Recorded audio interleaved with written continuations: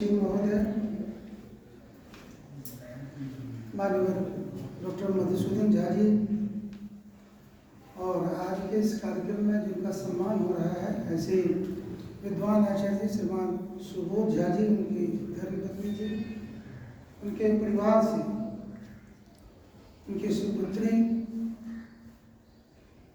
विश्वविद्यालय के आचार्य जी एवं दीदी जी। आचार्य जी विज्ञान विषय के आचार्य जी हैं और विज्ञान के प्रति इनकी गहरी रुचि है। इसका मुझे अनुभव तब हुआ जब ये पूरब सराय सरस्वती विद्या मंदिर मुंगेर में थे। संजोग से मैं भी उन दिनों पुरानीगंज मुंगेर में था और पुरानीगंज संकुल के अंतर्गत ही इनका विद्यालय भी आता था, तो स्वाभाविक रूप से पूरब सराय विद्यालय में आना जाना होता रहता था और विभिन्न प्रकार की गतिविधियों में एक दूसरे से मिलने का अवसर भी मिलता रहता था।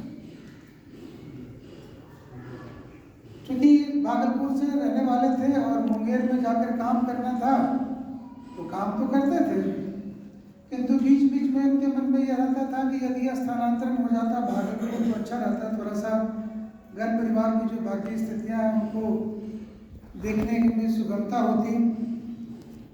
मैं कहता था कि देखिए समय के साथ होता है, अवसर आएगा तो वह भी होगा।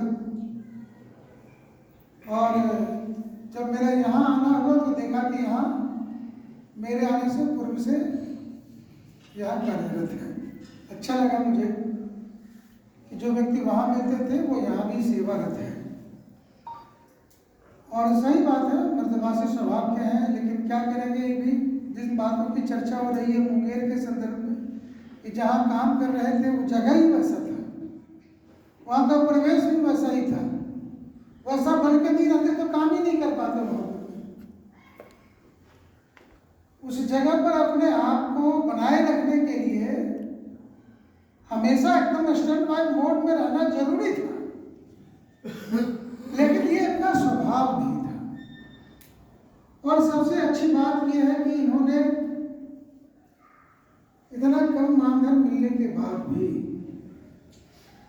और घर की आवश्यकता को पूरा करते हुए और अपनी दोनों बच्चियों की शिक्षा दीक्षा के ऊपर में पूरा ध्यान दिया। विगत कुछ दिनों पूर्व इनसे बातचीत हो रही थी इसी तरह से अनौपचारिक रूप से कि क्या कैसे चल रहा है, और जो बातें इन्होंने बताई वो मेरे मन को प्रफुल्लित कर दिया कि जो बड़ी वाली बच्ची है हमारी वो नॉर्थ ईस्ट के किसी इंस्टीट्यूट में पढ़ती है और अच्छे संस्थान में पढ़ती है। देश के 5 ऐसे स्कॉलर स्टूडेंट का सिलेक्शन हुआ है जिनका कि राष्ट्रपति महोदया से सम्मानित होने का कार्यक्रम है और उनको राष्ट्रपति भवन बुलाया गया है, उनका सम्मान होना है। अब सोचिए कितना गर्व होगा कि एक सामान्य आचार्य जी, शिशु मंदिर में जीवन बिताने वाले आचार्य जी, लेकिन जितना बड़ा असामान्य कार्य अपने परिवार में बच्चों को शिक्षित करके किया कि आज उनकी पुत्री राष्ट्रपति से सम्मानित हुई। ये कितने बड़े गौरवशाली क्षण है हम सबों के लिए, हम समस्त आचार्य बंधुओं के लिए। और ऐसा मैं केवल एकांत आचार्य जी के साथ नहीं देखा, क्योंकि अलग अलग विद्यालयों में रहा तो मैंने हर जगह देखा है। जिस किसी बंधु ने भी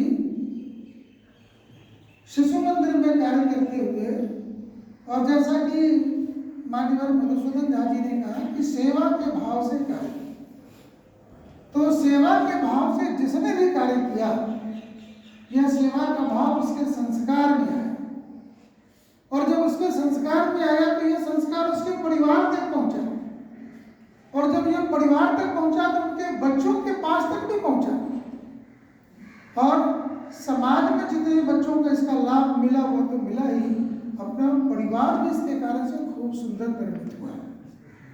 केवल आचार्य परिवार ही नहीं, मैंने तो चतुर्थ वर्गीय कर्मचारी के परिवार में भी देखा इसको।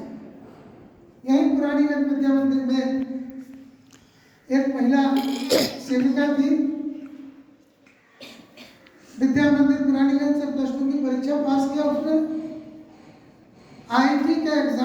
क्वालिफाई किया उसने और वहां से इंजीनियरिंग की डिग्री ली, विदेश चला गया। और उसके बाद एक दिन वो आकर के बोलती हैं कि प्रधानाचार्य जी, अब हम नए काम करेंगे विद्यालय में। क्यों? मैं बेटा कहता है कि तुमको विदेश ले चलेंगे।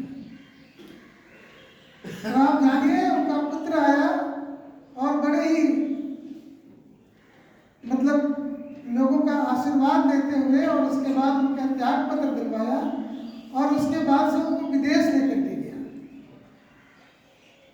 दूसरा पुत्र बैंक में पीयू में हो गया, छोटे वाले का। अभी पटना में उसने फ्लैट खरीदा है और छोटे बेटे के साथ पटना में वो रह रही है। अब आप सोचिए, ये विद्यार्थी के अंदर में बहुत बड़ी शक्ति है, हमको दिखता नहीं है। कई बार सामान्य नजरिए से जब हम देखते हैं तो लगता है कि अरे तो ये परेशानी वो परेशानी, न कुछ मिलता है न जाता है, क्या होगा, जीवन कैसे चलेगा। लेकिन देखिए, उनकी पहुंच राष्ट्रपति भवन में हो रही है, वहां से सम्मानित हो रहे हैं। भगवान कब किसको किस रूप में दे देते हैं, ये कहना बड़ा मुश्किल है। हम मानव इस चीज को समझ नहीं पाते और अपनी अल्प बुद्धि के कारण से उसका विश्लेषण नहीं कर पाते। लेकिन ये जो प्रभु कृपा है, इसमें बहुत बड़ी शक्ति है। इसे मैं अक्सर लोगों से कहता हूँ, ऊपर वाले के ऊपर भरोसा बनाए रखिए, श्रद्धा पूर्वक काम करिए। गीता में भगवान श्री कृष्ण ने कह दिया, कर्मण्येवाधिकारस्ते मा फलेषु कदाचन। आपका कर्म कभी व्यर्थ नहीं जाएगा, उसका प्रतिफल किस रूप में आपको मिलेगा, अब ये तो प्रभु की लीला है। तो ऐसे अपने सुबोध आचार्य अपने जीवन के क्रम में आगे बढ़ते हुए कुछ नवीन दायित्व का निर्वहन करते हुए आगे बढ़ेंगे और मुझे पूरा विश्वास है कि इनका परिवार इनके सुख दुख की पूरी चिंता करेंगे, पूरे परिवार के लोग करेंगे। और जिस प्रकार से ये खुश मिजाज है, इनका परिवार अन्यवत इसी प्रकार से हंसता मुस्कुराता हुआ आगे बढ़ता जाएगा। इनके परिवार में सब कुछ आनंदित ही आनंदित होगा। इन्हीं शुभकामना के साथ बहुत बहुत धन्यवाद। आभार।